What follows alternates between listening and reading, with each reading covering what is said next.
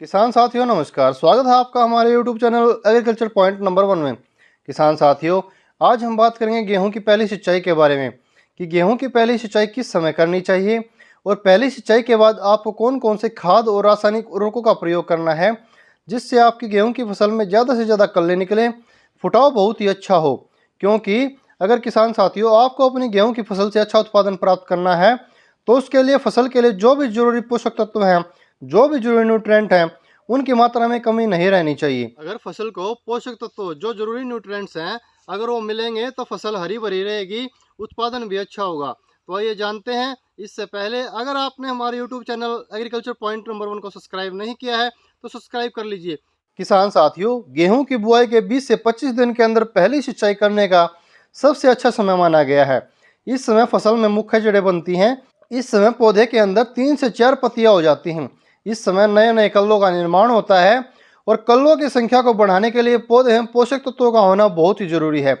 क्योंकि अगर पोषक तत्वों की कमी गेहूं की फसल में रहेगी तो पौधों का विकास रुक जाएगा, विकास अच्छे तरीके से नहीं हो सकेगा।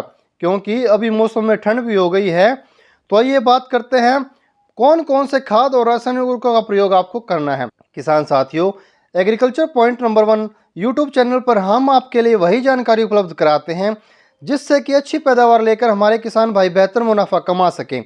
इससे पहले हमने धान की पूरी फसल की कौन कौन से खाद और रासायनिक उर्वरकों का प्रयोग करें यह बताया भी है और दिखाया भी है कि इन उर्वरकों और खादों का प्रयोग कर आप कितना उत्पादन ले सकते हैं, आपकी फसल कैसी होती है, उत्पादन कितना हो जाता है। आप चाहे तो हमारे पिछले वीडियो में जाकर देख सकते हैं। कहने का अभिप्राय यह है कि हम वही जानकारी आपसे साझा करते हैं जिससे हमारे किसान भाइयों को फायदा हो। तो गेहूं की पहली सिंचाई के बाद 1 बैग यूरिया प्रति एकड़ के हिसाब से आपको प्रयोग करना है। किसान साथियों, नाइट्रोजन का काम है, यह पौधे को हरा भरा रखता है। पौधे की हरियाली, फुटाव, बढ़वार के लिए यह आवश्यक है।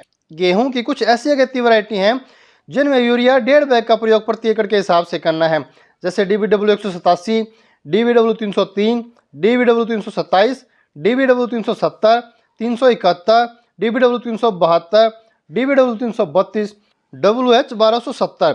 ये सभी ऐसी वैरायटी हैं जिनमें 1.5 बैग प्रति एकड़ के हिसाब से यूरिया का प्रयोग करना है। आधा बैग आप सिंचाई से पहले डाल सकते हैं, 1 बैग आप सिंचाई के बाद डाल सकते हैं। यूरिया के साथ साथ किसान साथियों 21% वाला जो जिंक आता है 10 kg प्रति एकड़ के हिसाब से यूरिया के साथ आपको प्रयोग करना है। क्योंकि जिंक की कमी के कारण पौधे जो हों पीले पड़ जाते हैं जिससे पौधों का विकास रुक जाता है, इसलिए जिंक का प्रयोग करना बहुत ही जरूरी है।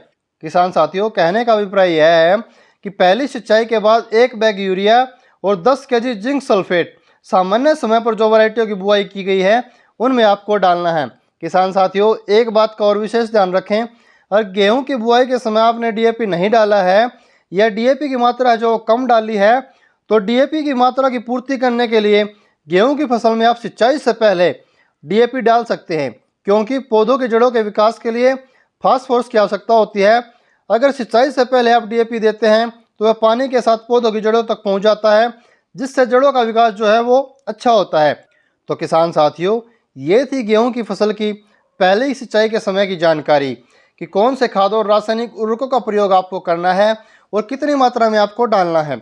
अगर आपको हमारी ये जानकारी पसंद आई तो वीडियो को लाइक कीजिए, चैनल को सब्सक्राइब कीजिए और बेल आइकन प्रेस कर लीजिए जिससे खेतीबाड़ी से जुड़ी सही और सटीक जानकारी आपको समय समय पर मिलती रहे। नमस्कार।